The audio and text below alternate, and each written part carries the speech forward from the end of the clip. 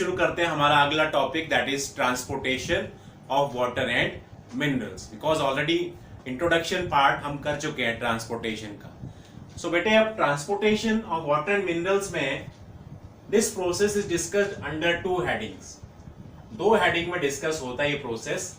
First is absorption of water and minerals, ठीक है। और सेकेंड स्टेप है असेंट ऑफ सैप और अपवर्ड मूवमेंट ऑफ वाटर और upward movement of water and minerals.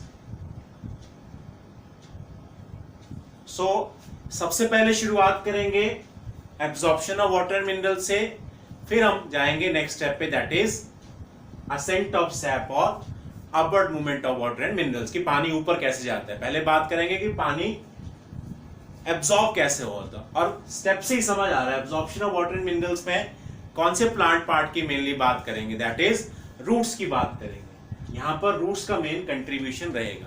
So let's start with first step, that is absorption of water and minerals.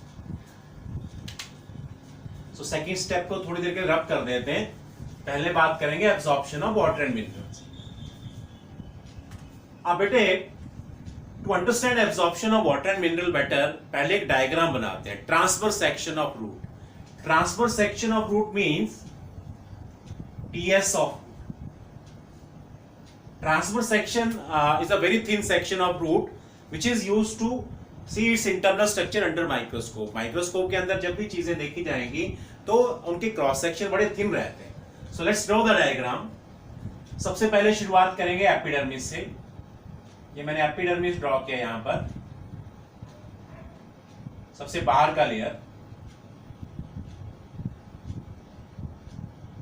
Some cells of epidermis are modified to form root hairs. तो ये जो elongations हैं, thread like structures हैं, ये root hairs हैं। Labelling बाद में करते हैं, पहले डायग्राम ड्रॉ कर लेते हैं। किस चीज का डायग्राम ड्रॉ कर रहा हूं मैं? Transverse section of root. अब इसके बाद बेटे अंदर बनाएंगे हम loosely arranged parenchyma cells. 3-4 layer बनाएंगे। So these loosely arranged parenchymatous cells are forming another part that is called cortex. ये cortex है। cortex के बाद बेटे अब आ जाएगा हमारा internal part, जिसमें सबसे पहले एक लेयर बनाएंगे that is called endodermis. This is endodermis.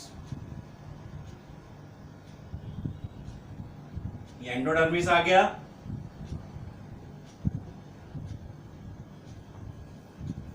Endodermis के बाद फिर आएगा नेक्स्ट पेरिसाइकल।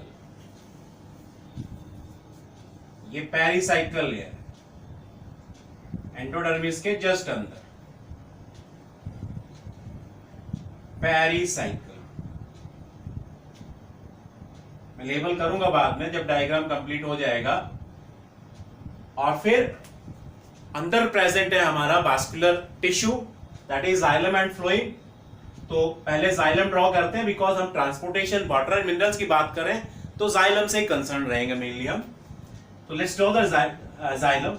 जाइलम हमें 4 जाइलम बनाने, कैसे बनाने ध्यान दें। सबसे पहले पॉलीगोनल सेल बना लें ऐसे,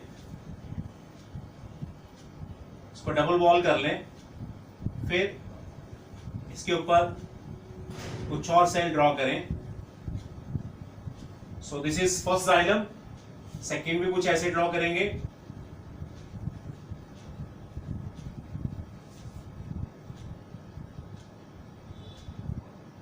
सेकेंड जाइलम बन गया। इस तरह से नेक्स्ट जाइलम बनाया हमने।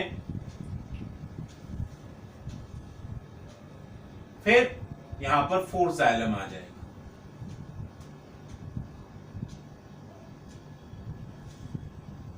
सो 4 xylem are there, in between them phloem is there, यहां पर फ्लोएम रहता है। जाइलम एंड फ्लोएम अलग अलग रहते हैं रूट्स के केस में, तो यहां पर जो शेडेड पोर्शन में दिखा रहा हूं ये फ्लोएम,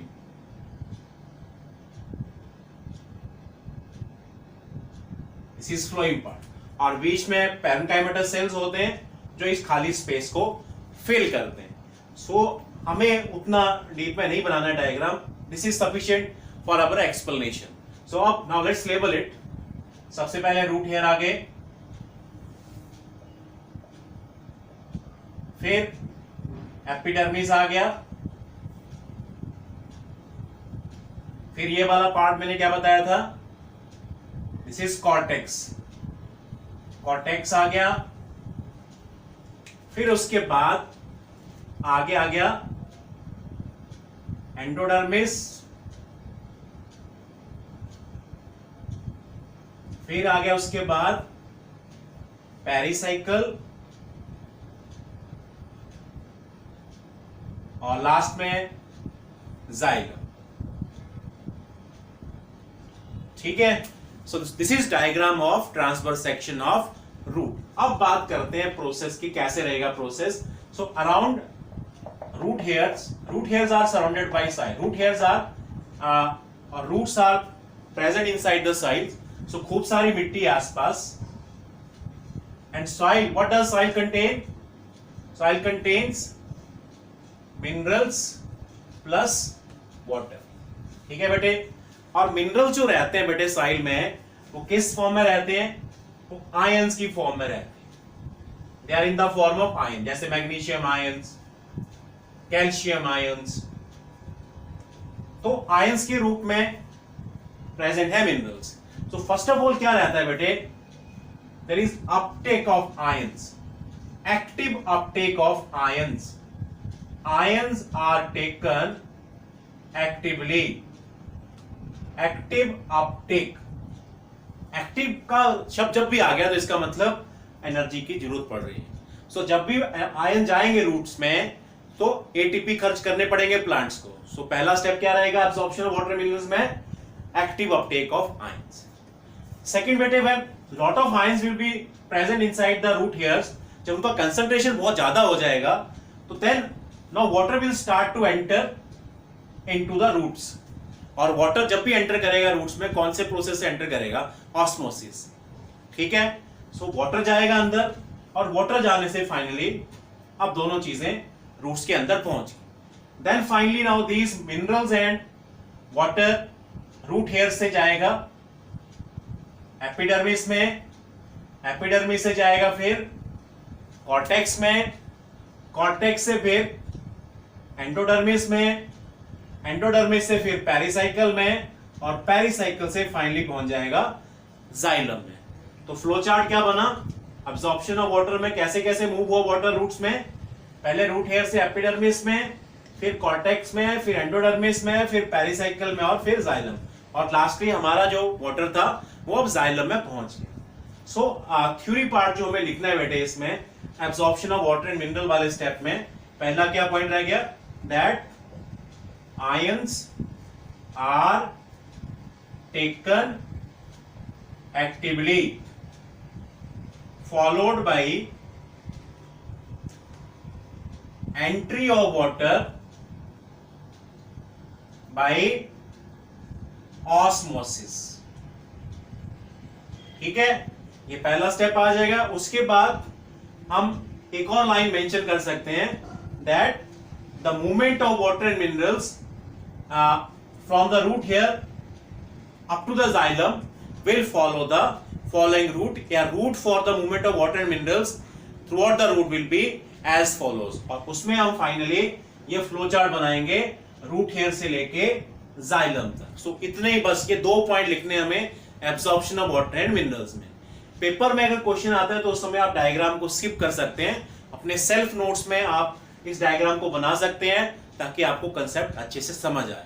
ठीक है, तो सिर्फ 2 पॉइंट लिखने हैं कि आयंस कैसे गए और उसके बाद वाटर कैसे गया, फिर और फाइनली जो रूट फॉलो किया पानी ने रूट हेयर से लेके जाइलम तक पहुंचने के लिए। सो ये पहला स्टेप हो गया हमारा, that is absorption of water and mineral. अब पानी रूट्स में पहुंच चुका है, अब बात करेंगे कैसे ऊपर जाएगा स्टेम में। तो सेकंड स्टेप पे आएंगे आप, जो हमने पहले लिखा था, असेंट ऑफ सैप और upward movement of water. So now students, अब बात करते हैं सेकंड स्टेप की, that is ascent of sap और upward movement of water. Ascent of sap का मतलब होता है पानी का ऊपर जाना, रूट से स्टेम में और स्टेम से फिर लीव्स में। तो स्टूडेंट, जब हम when we start to discuss this particular step, then in the book there are two theories. There were two groups of scientists. Some believed on a root pressure theory and other believed on transpiration pull theory. जो root pressure theory था वो root pressure पे based था कि जैसे ही पानी roots में जाएगा उससे जो फोर्स एक्सर्ट होगी वो हेल्प करेगी पानी को पुश करने में। लेकिन one of the big limitation of this particular theory was that it was applicable only for short height plants. So root pressure theory long height plants के लिए एप्लीकेबल नहीं था। तो फिर जो हमारे पास जो जो एक्सेप्टेड थ्योरी है, जिसको लॉन्ग हाइट प्लांट्स में भी अप्लाई किया जा सकता है और एप्लीकेबल है, that is transpiration pull theory. और ये दो बायोलॉजिस्ट ने दिया था जिनका नाम था Joly and Dixon. Joly and Dixon. तो इस थ्योरी को जॉली एंड डिक्सन थ्योरी भी कहा जाता है। अब अकॉर्डिंग टू दिस थ्योरी क्या है बेटे, ये रूट्स है हमारा, ये स्टेम है और ये लीफ है। डायग्राम थोड़ा छोटा है, थोड़ा ध्यान देंगे। लीफ का क्रॉस सेक्शन देखें तो स्टोमेटा से वाटर भी लूज होता है, ऑक्सीजन और कार्बन डाइऑक्साइड का एक्सचेंज भी होता है। तो जब स्टोमेटा वाटर लूज करेगा तो जो सेल पास में होंगे एपिडर्मिस के लोअर, उनमें पानी की कमी हो जाएगी, फिर वो ऊपर वाले सेल से पानी मांगेंगे। तो फिर वो सेल फाइनली जो लीफ का जाइलम होता है उसको कहेंगे कि भैया हमें पानी दो, we have a short depth of water. Then finally xylem of leaf will ask water from the xylem of stem, और जाइलम ऑफ स्टेम पानी किससे मांगेगा, जाइलम ऑफ रूट से, क्योंकि अल्टीमेटली उसी के पास तो पानी है। तो इससे क्या होता है, एक सक्शन फोर्स क्रिएट हो जाती है। अच्छा, उससे भी पहले एक बात, जो ये वाटर लूज होता है वाटर वेपर्स के रूप में, जिससे ये पानी की डिमांड बनी सेल टू सेल, जिससे ये सेल डिमांड जनरेट हुआ, दैट इज ट्रांसपिरेशन। और इस डिमांड से क्या हुआ, एक सक्शन फोर्स क्रिएट हो गया, जिस सक्शन फोर्स से पानी जड़ों से ऊपर की तरफ आना शुरू हो जाएगा। तो ये सक्शन फोर्स ट्रांसपिरेशन ने क्रिएट किया, इसलिए इस फोर्स को कहते हैं ट्रांसपिरेशन पुल। तो transpiration pull is that force which is uplifting water from root to stem and then to the leaf. तो यही सब कुछ इस डायग्राम में बताया गया है कि फर्स्ट ऑफ ऑल रूट से स्टेम में जाएगा वाटर, फिर फाइनली लीफ में, और ये कंटिन्यूटी बनी रहे इसके लिए ट्रांसपिरेशन होना बड़ा जरूरी है।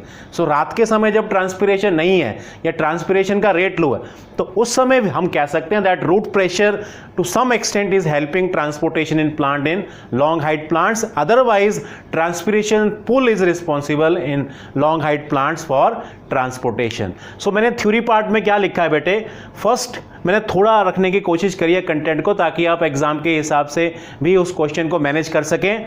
तो पहला है, a suction force created by transpiration is called transpiration pull. और ट्रांसपिरेशन पुल का काम क्या है, it uplifts water from root to stem and then to leaf. अच्छा, दो फोर्सेस बेटे और रिस्पॉन्सिबल होती हैं, जो पानी का एक कॉलम बन जाता है ऊपर की तरफ ट्रांसपिरेशन के कारण, ट्रांसपिरेशन पुल, वो टूटता नहीं है बिकॉज ऑफ टू फोर्सेस। एक है कोहेसिव फोर्स, जो पानी के मॉलिक्यूल्स के बीच में लगती है, जो उनको जोड़ के रखती है, और एक एडेसिव फोर्स। एडेसिव फोर्स और कोहेसिव फोर्स के बारे में मैंने यहाँ लिखा है, along with it cohesive between water molecules and adhesive between xylary element and water.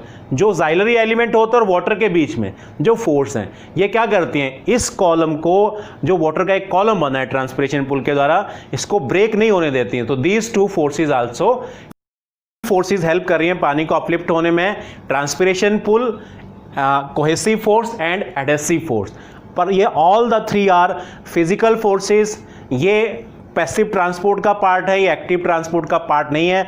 तो उस एंगल से हम देखें तो एनर्जी का जो रिक्वायरमेंट है इस पूरे प्रोसेस में, वो स्टार्टिंग में रहा, that is during active uptake of ion. So generally, so lastly हम ये कंक्लूड कर सकते हैं कि transportation of water and minerals energy less expensive क्यों है, बिकॉज इसमें मोस्टली जो ट्रांसपोर्टेशन हो रहा है that is with the help of physical forces. So this is all about student transportation of water and hope students आपको ये video पसंद आया होगा। अगर ये वीडियो आपको पसंद आया तो इसको लाइक करें, ज़्यादा ज़्यादा शेयर करें और चैनल को भी सब्सक्राइब करना ना भूलें। सो मिलते हैं अगले वीडियो में जिसका टॉपिक रहेगा transportation of food material. So till then take care, thanks, have a nice day.